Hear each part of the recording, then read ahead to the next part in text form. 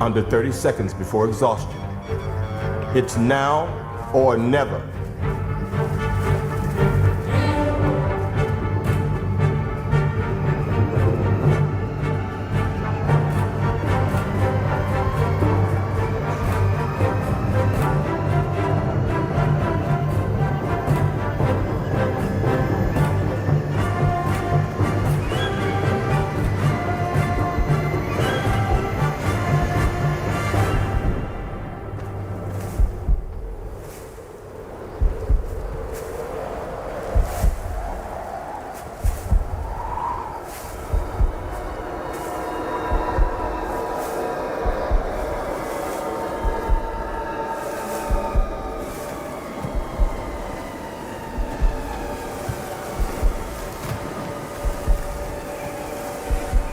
Success.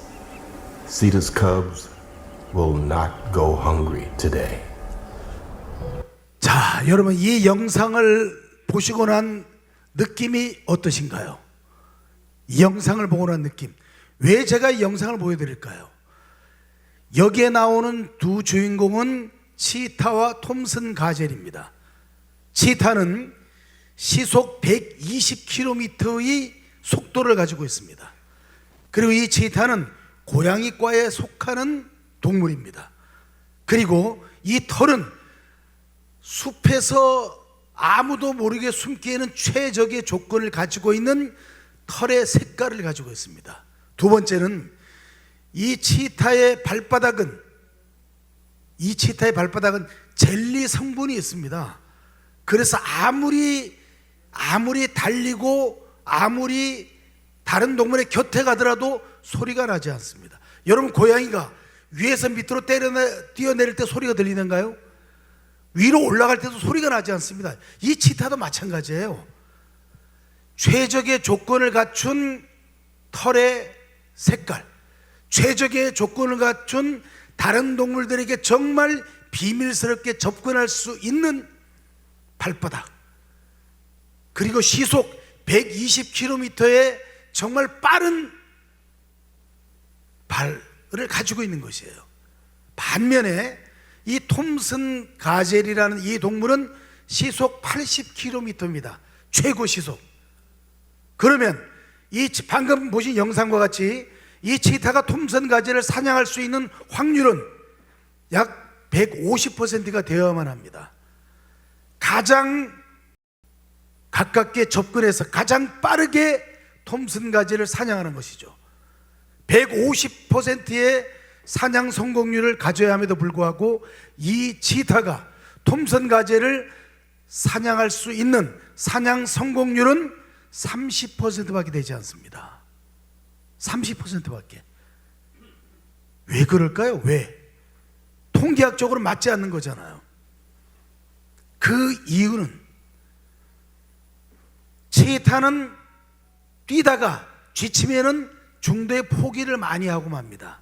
순간 속도가 빠른 동물들은 단점이 있습니다. 장거리를 못 뜁니다. 뛰다가 지치면은 그만 돌아가 버리지만 톰슨 가젤은 내가 이 치타의 경기에서 지고 말면은 내 목숨을 잃어버리는 것이에요. 그래 한 상대는 사냥을 레크레이션처럼 생각하고 하는 것이고, 또 한 동물은 내가 이 경주에서 지면은 내 목숨과 내 가족의 생명까지도 위험하다는 생각이 들기 때문에 매 경주마다 목숨 걸고 하는 것입니다. 그래서 제가 이 영상을 보여드리는 이유는 내가 무슨 일을 하고자 할 때 레크레이션처럼 하면서 성공할 수 있는 것은 아무것도 없다는 것입니다. 이렇게 치타도 끊임없이 노력하면서 사냥 성공률 30%밖에 안 되는 것임에도 불구하고 끊임없이 노력해서 사냥을 성공하고, 호랑이 한 마리가 토끼 한 마리를 사냥할 때도 최선을 다해서 이 토끼 사냥에 나서는 것입니다. 그런데 내가 제대로 하지도 않고 준비도 하지 않고 열심히 하지 않고 끝까지 하지 않고 인내도 없고 끈기도 없고 열정도 없는 사람이 성공을 바란다는 것, 그것은 낙타가 바늘구멍 들어가는 것보다 더 어렵습니다. 그래서 여러분이 무슨 일을 하고자 할 때 최선을 다하지 않으면 안 된다. 목숨 걸고 하지 않으면 안 된다. 열정을 다하지 않으면 안 된다. 그래서 제가 요즘 이런 말 많이 합니다. 열심히 노력하겠습니다. 최선을 다하겠습니다. 이런 말 하는 것은 누구나 다 할 수 있다. 무슨 말을 한다고 그랬죠? 제가 무슨 말 해야 된다고 그랬죠? 잘 하겠습니다. 잘해야 되는 세상이에요. 잘 하지 않으면 다른 사람과 똑같을 수밖에 없습니다. 그래서 제가 첫 시간에 여러분에게 말씀드린 것이 학여역수, 배움이란 흐르는 물을 거슬러 올라가는 배를 노젓는 것과 같다. 끊임없이 노력하지 않고, 끊임없이 열정을 다하지 않고, 목숨 걸지 않고 공부하겠다 하는 것은, 그것은 비겁한 변명에 지나지 않는다. 끊임없이 노력하라는 의미에서 제가 이 영상을 보여드렸습니다. 자, 다음 또 보겠습니다. 그래서 과연 내가 다른 사람 앞에서 당당하게 보일 수 있는 조건은 무엇인가? 그 첫 번째가 맨 앞자리에 앉는 것입니다. 자, 저를 따라합니다. 나를 당당하게 하는 5가지 원칙. 시작. 첫째, 자, 크게 첫째, 맨 앞자리에 앉아라. 나를 당당하게 하는 5가지 원칙 중에서 가장 중요한 것이 맨 앞자리에 앉는 것입니다. 그런데 우리 대한민국 국민들의 특성상 맨 앞자리에 앉지 않습니다. 행사하기 전에 사회자가 가장 많이 하는 말이 뭐라고 그랬죠? 앞에 자리가 많이 남아 있으니 앞자리에 와서 앉아주시기 바랍니다. 맨 앞자리에 앉지 않는 가장 중요한 이유가 있습니다. 왜 그런가? 맨 앞자리에 앉으면 딴짓을 못하기 때문이에요. 그리고 여기에서 강의하는 선생님이나 여기서 인사말 하는 회장님의 얼굴을 똑바로 쳐다봐야 되는 그런 의무감, 제일 중요한 것은 나에게 무슨 질문할까봐 앉지 않는 것이에요. 지금 우리도 보세요. 앞자리가 비어있잖아. 앞자리가. 뒷자리가 없을 때 어쩔 수 없이 앞자리에 앉는 것이에요. 맨 앞자리에 앉아서 나는 교수님이 하는 말을 끝까지 내 것으로 만들려고 하는 그런 마음의 준비가 되어 있습니다. 교수님의 노하우, 학문적 지식, 모든 것을 저에게 전수해 주십시오. 그런 사명감으로, 그런 불타는 눈빛으로 강의하는 교수를 쳐다보고 인사말 하는 회장의 얼굴을 쳐다보는 여러분이 당당한 것이에요. 어떻게 하라고요? 맨 앞자리에 앉아라. 자, 맨 앞자리에 앉아라. 자, 두 번째는 이것입니다. 차분하게 상대방의 눈을 똑바로 바라보는 습관을 길러라. 내가 뭔가 다른 사람에게 떳떳하지 않을 때, 뭔가 주눅이 들었을 때 우리는 뭐 하나요? 눈을 피하는 것이죠. 운동선수가 딱 서로 마주보고 인사할 때 제일 먼저 하는 싸움이 뭐죠? 눈싸움이잖아요. 눈싸움에서 지면은 벌써 반은 지고 들어가는 것이에요. 그래서 어떤 경우라도 상대방의 눈을 똑바로 바라볼 수 있는 그런 나의 눈을 가지고 있어야만 합니다. 러시아의 문학자, 러시아의 가장 유명한 문학자 솔제니친이 한 말이 있습니다. 당신의 시선이 머무는 곳에서 역사가 이루어진다. 내 시선이 머무는 곳에서 역사가 이루어진다. 그래서 우리는 눈을 가리켜서 마음의 창, 눈은 호수다. 그리고 당신의 눈동자에 5개의 달이 있다 라고 했던 그 말은 경포대 앞바다에서 사랑하는 여인에게 한 말이에요. 당신의 눈에 5개의 달이 보인다. 하나는 하늘에 떠 있는 달이요, 또 하나는 경포대 바닷가에 보이는 달이요, 또 2개는 당신의 눈동자에서 보이는 달이요, 나머지 하나는 우리의 사랑의 달이 눈에 보인다. 5개의 달이 당신의 눈에 보인다. 그리고 여기 우리 어머니들 많이 계시잖아요. 우리 아이들이 잘못했을 때 어머니들이 가장 많이 하는 말, 또 우리 아이가 거짓말 한다고 생각했을 때 가장 많이 하는 말이 뭔가요? 내 눈을 똑바로 쳐다보고 이야기해. 너 엄마는 똑바로 쳐다보고 이야기해, 이러잖아요. 연인들끼리 가만히 보면 길거리에서 젊은 청춘 남녀가 서로 마주보고 아무 말도 안 하고 서로 쳐다보고 있는 경우가 있습니다. 그 눈싸움 하는 것이에요. 다른 말로 하면 사랑 싸움 하고 있는 것이죠. 그래서 애증이죠. 애증. 사랑과 증오라는 것이에요. 그 신이 인간에게 준 가장 무서운 형벌이 뭐냐? 무관심인 것이에요. 사랑이 있을 때 증오가 있는 것이지, 사랑이 없으면 미움도 증오도 없습니다. 다른 사람이 나를 미워한다, 나를 증오한다, 그 사랑이 있기 때문이에요. 사랑이 없으면 아예 관심 자체가 없습니다.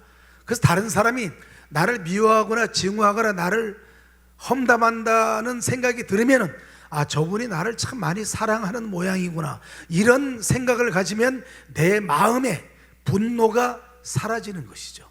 다음 세 번째, 이겁니다. 25% 빨리 걸어라. 자, 저를 따라합니다. 25% 빨리 걸어라. 조금 더 크게, 25% 빨리 걸어라. 저도 인정하고 싶지 않고 여러분도 인정하고 싶지 않지만 우리 모두는 시한부 인생을 살아가고 있습니다. 당신은 암에 걸려서 3개월밖에 살지 못합니다. 시한부 선고를 받았습니다. 그분만 시한부 선고를 받은 것이 아니고 우리 모두는 시한부 선고를 다 받고 있습니다. 다소 시간의 차이만 있을 뿐이지. 그러면 우리가 우리의 인생이 얼마 남지 않았을 때 왜 세워라 내워라 걸어가고 있는 것인지, 평소에 걷는 걸음보다 25% 빨리 걸어서 내가 정하는 그 목적지에 도착을 해서 책을 읽든 신문 기사를 보든 친구에게 문자를 보내든 전화를 하든 75%의 시간을 활용할 줄 아는 여러분이 되어야만 당당하고, 또 25% 빨리 걸으면은 다른 사람이 보기에 제가 굉장히 당당해 보이는 것이에요. 저분은 벌써 발걸음 자체가 당당하다, 멋있다, 워킹 자체가 굉장히 힘차고 당당하고 자신감 있어 보인다, 이런 모습들을 다른 사람에게 보여줄 수 있는 것입니다. 네 번째가 이것이에요. 자진해서 크게 이야기하라. 자, 자진해서 크게 이야기하라. 어떤 경우라도 다른 사람들에게 이야기할 때 내가 먼저 이야기하고 그 이야기할 때 크게 당당하게 자신감 있게 신념 있는 목소리로 말을 하라는 것입니다. 일본 속담에 이런 말이 있습니다. 당신의 눈앞에서 귓속말 하는 사람을 경계하라. 내 눈앞에서 두 사람이 귓속말 하면서 말하는 것도 기분 나쁜데 더 기분 나쁜 것은 나를 보면서 웃으면서 이야기하는 것이에요. 귓속말로. 그럼 무엇이겠습니까? 나에 대한 뭔가 기분 나쁜 말을 한다는 느낌이 들잖아요. 얼마나 기분 나쁘겠습니까? 그런 사람을 경계하라는 것이에요. 목소리 큰 사람 치고 비밀이 있는 사람은 없습니다. 그래서 목소리 크다, 그분에게 비밀스러운 이야기해서는 안 됩니다. 10분 지나면 다 퍼져 있어요. 목소리가 크니까 말을 하고 싶어서 견딜 수가 없어요. 그리고 본인은 작게 이야기하더라도 다 들립니다. 다 들려요. 전화 통화할 때 목소리 쩌렁쩌렁하죠. 그런 분들은 비밀도 없고 거짓말도 할 줄 모르고 험담도 못해요. 제가 이런 말 합니다. 제 앞에서 다른 사람의 흉을 보거나 다른 사람을 비난하는 분이 계시면 제가 이렇게 합니다. 그 얘기는 안 했으면 좋겠습니다. 그래서 저는 이런 말을 만들어냈습니다. 오늘 내 앞에서, 자, 저를 따라합니다. 오늘 내 앞에서 다른 사람의 험담을 하는 사람은 내일 다른 사람 앞에서 내 흉을 본다. 이것이에요. 그래서 어떤 경우라도 다른 사람의 험담이나 다른 사람의 흉을 보는 사람이 있으면 그런 말 안 했으면 좋겠습니다. 우리 좋은 말만 하시죠. 덕담만 주고받으시죠. 이런 말의 테크닉이 필요한 것이에요. 마지막 다섯 번째 담대하게 웃어라. 시작. 담대하게 웃어라. 웃으면서. 그래서 제가 뭐라고 그랬죠? 미인 대칭의 법칙도 먼저 미소를 지으라는 것이에요. 소문 만복내 웃는 집에 많은 복이 들어온다. 웃는 낯에 침 못 뱉는다. 웃으면서 이야기하면 방법이 없어요. 저 친구가 나에 대해서 정말 나쁜 말을 많이 했는데 웃으면서 다가와서 아이고 안녕하십니까 하고 인사하면 어떻게 할 거예요? 받아줘야죠. 항상 미소 짓는 연습, 웃는 연습, 이게 잘 안 되면 강제로 웃는 연습이 필요한 것이에요. 제가 다른 데 주름이 없는데 여기 주름이 굉장히 많아요. 많이 웃어서 그렇습니다. 웃는 연습이 필요해요. 자, 다 같이 나를 당당하게 하는 5가지 원칙 크게 시작. 첫째,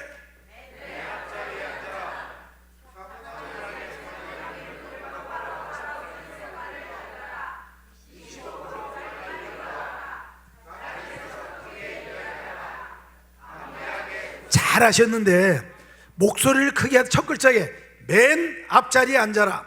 차분하게 상대방의 눈을 똑바로 바라보는 습관을 길러라. 25% 빨리 걸어라. 자진해서 크게 이야기하라. 담대하게 웃어라. 첫 글자에 힘을 줘야 돼. 쿵작작 쿵작작작.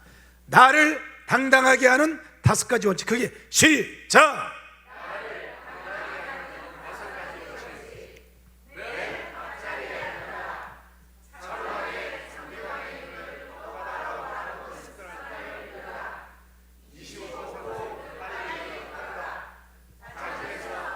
좀 더 크게.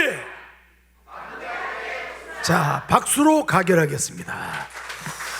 자, 오늘은 여기까지만 하겠습니다. 여기까지 하면서